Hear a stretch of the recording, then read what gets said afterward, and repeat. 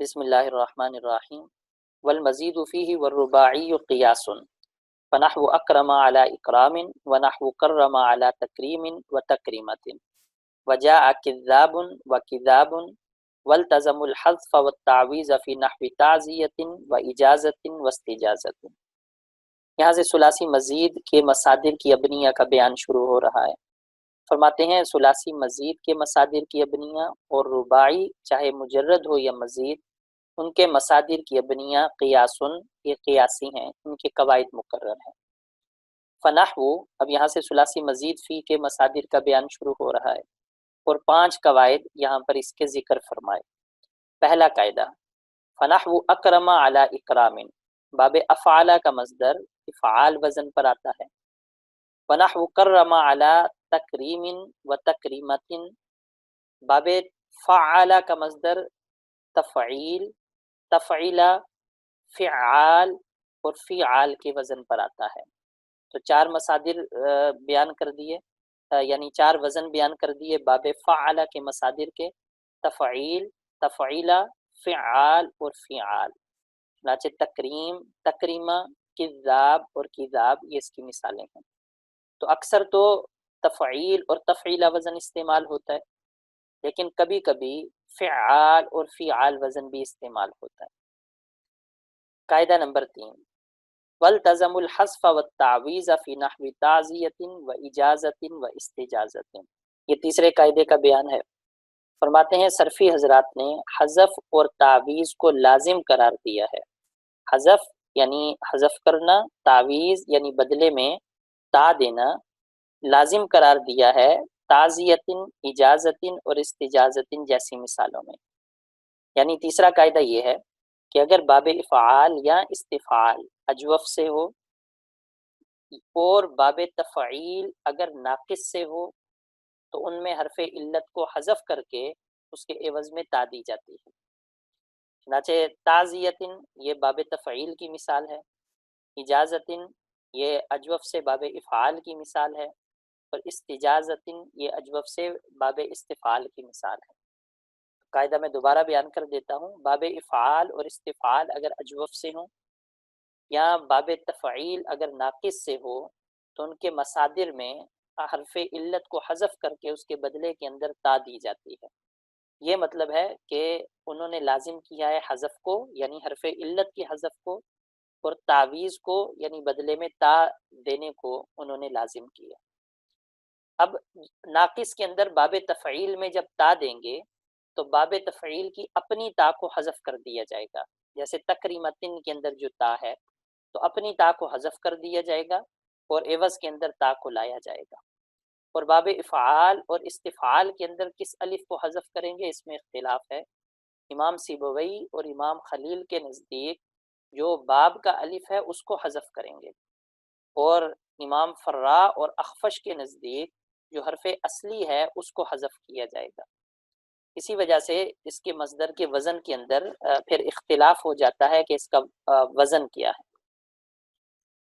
وَنَحْوُ ضَارَبَ عَلَى مُضَارَبَةٍ، یہ چوتھے قاعدے کا بیان ہے۔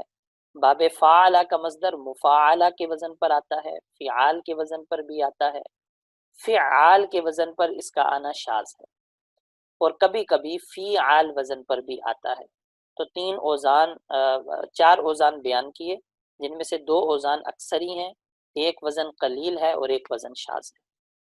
وَنَحْوُ تَكَرَّمَ عَلَى تَكَرُّمٍ، یہ اب 5ویں قاعدے کا بیان ہے کہ تفعل باب کا مصدر تفاعل وزن پر آتا ہے، اور وجاءت من لاق کبھی کبھی فعال وزن پر بھی استعمال ہوا ہے۔ والباقی واضح، باقی اوزان واضح ہیں۔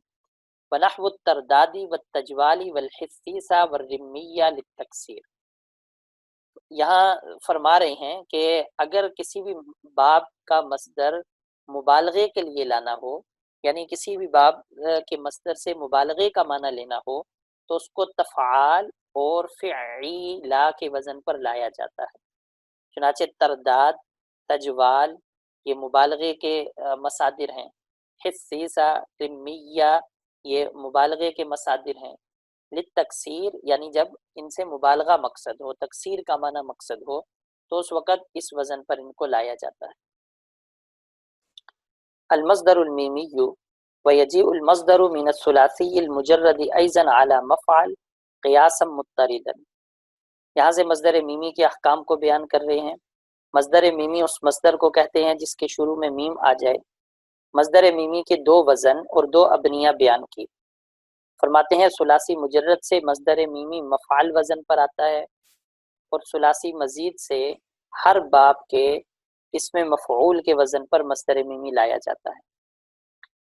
چنانچہ فرمایا وَيَجِيءُ الْمَصْدَرُ مِنَ الثُّلَاثِيِّ الْمُجَرَّدِ أَيْضًا عَلَى مفعل، کہ ثلاثی مجرد کا مصدر مفعال وزن پر بھی آتا ہے، یعنی مصدر میمی مصدر وزن پر آتا ہے، جیسے مقتل اور مضرب۔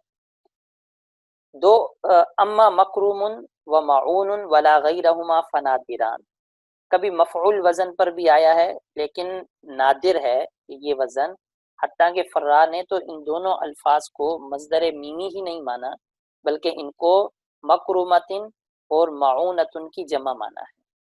ومن غیرہ جاء علی زینت المفعول، یہاں سے مزید کے مصدر میمی کا بیان ہو رہا ہے۔ من غیرہ، اگر ثلاثی مجرد نہ ہو تو ثلاثی مجرد کے غیر سے، اب ثلاثی مزید جون سا بھی ہو یا رباعی مجرد اور رباعی مزید ہو، تو ثلاثی کے غیر سے جتنے بھی مصادر میمی لائے جائیں گے جاء علی زینت المفعول، وہ اسی باب کے اسم مفعول کے وزن پر لائے جائیں گے۔ جیسے اگر باب افعال سے لانا ہو تو مفعال وزن پر لایا جائے گا، باب استفعال سے لانا ہو تو مستفعال وزن پر لایا جائے گا، جیسے دو مثالیں دی مخرج اور مستخرج، وکذالک الباقی، اسی طرح باقی بھی ہیں کہ ہر باب کے اسم مفعول کے وزن پر مصدر میمی لایا جائے گا۔ وَأَمَّا مَا جَاءَ عَلَى مَفْعُولٍ، یہ عبارت جواب ہے سوال مقدر کا۔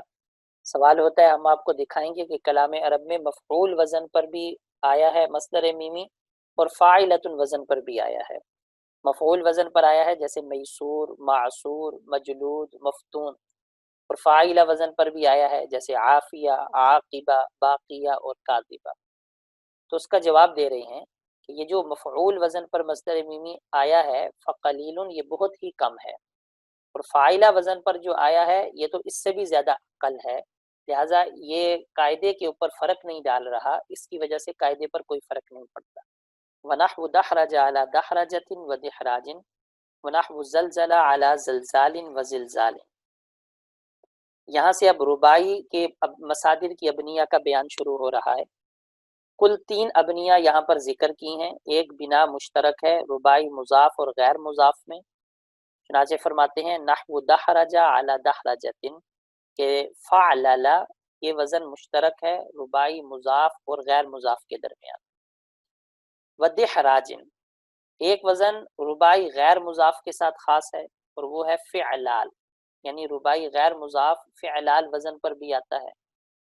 وَنَحْوُ زَلْزَلَ عَلَى زَلْزَالٍ وَزِلْزَالٍ، اور رباعی مضاف جو ہے اس کے مزید 2 اوزان ہیں، وہ فعلال وزن پر بھی آتا ہے اور فعلال وزن پر بھی آتا ہے۔ چنانچہ فرمایا کہ زلزلہ، یہ زلزال وزن پر بھی اس کا مصدر آتا ہے اور زلزال وزن پر بھی آتا ہے۔ تو ایک وزن تو دونوں کے درمیان مشترک ہے، اور غیر مضاف کا ایک وزن بیان کیا فعلال، تو اس طرح رباعی غیر مضاف کے 2 وزن ہو گئے، فعلل اور فعلال، اور رباعی مضاف کے 3 اوزان ہو گئے، فعلل جو کہ مشترکہ تھا، فعلال اور فعلال۔ یہاں آخر کے اندر اب ایک یہ فائدہ سمجھ لیں کہ یہاں پر عبارت کے اندر ذکر ہے بالکسر، کہ دحراج یہ لفظ ہے، اسی طرح بالفتح والکسر، کہ یہ زلزال اور زلزال دونوں طریقے سے لفظ پڑھا جائے گا۔ ایسی عبارتیں جہاں پر بالکسر یا بالفتح والکسر یعنی وزن بتایا جائے کہ لفظ کیسے پڑھا جائے گا، ایسی عبارتوں کو کہا جاتا ہے کہ یہ تکتبو ولا تقرؤ کی قبیل سے ہیں، یعنی ان کو دیکھتے ہوئے عبارت کو ٹھیک پڑھا جائے گا۔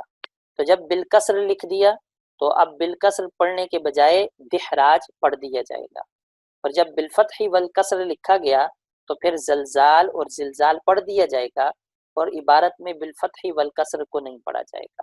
تو ہر جگہ کا یہ قانون ہے کہ یہ وزن بتانے کے لیے اور لفظ کو ٹھیک پڑھنے کے لیے بتا دیا جاتا ہے۔ ایسی صورت میں ان الفاظ کو نہیں پڑھا جائے گا بلکہ اس لفظ کو ہی ٹھیک پڑھ دیا جائے گا. تو اس کو کہا جاتا ہے کہ یہ تکتبو ولا تقرؤ کی قبیل سے.